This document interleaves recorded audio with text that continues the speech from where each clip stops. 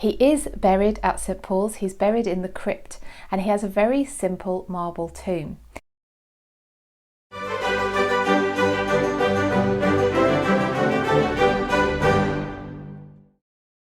On the 2nd of December 1697, after taking just over 31 years to construct, the 5th St Paul's Cathedral was consecrated. The St Paul's Cathedral that we know today is a Christopher Wren design.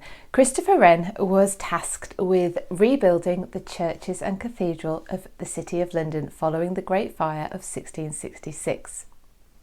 The Great Fire of 1666 is the topic of my walking tour on the Hidden Histories app, which you can download the app for free, and then if you want to do the walking tour, you can purchase it within the app and take you around the streets of London. Either if you can get there one day, you can follow the story and stand in the spots that I'm talking about, or if you just want to do it from the comfort of your own home, that is perfectly possible to do as well.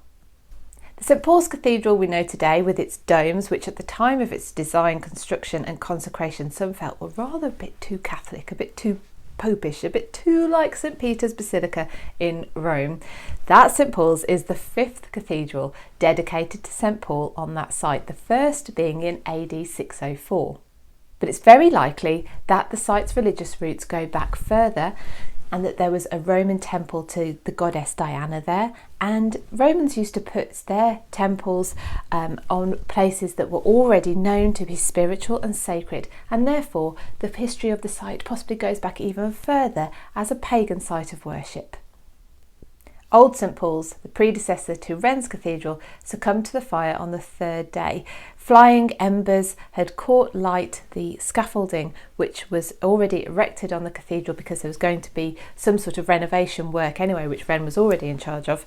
And the scaffolding set light, it melted the lead on the roof, which ran down the pillars, causing them to crack. The roof, the wooden roof, fell in and burnt.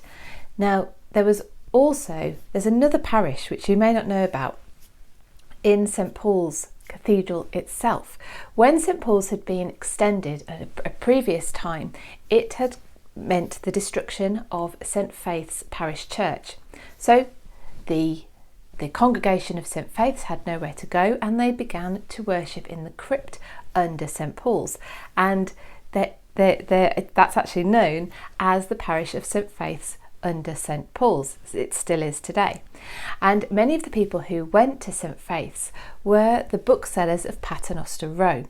Paternoster Row is very close to St Paul's Cathedral, and the booksellers that worshipped in St Faith's brought their books and pamphlets for safety inside the cathedral, believing of course that it being made of stone and the churchyard creating a fire break would mean that all of their books and pamphlets were safe. Of course, we know the old St Paul's did burn down, and along with it those books and pamphlets.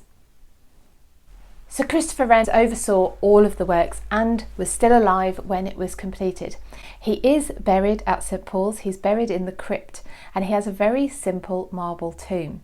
The inscription on the wall above the tomb is in Latin. It was put there by his son, and it translates to, "Reader, if you seek his monument, look around you.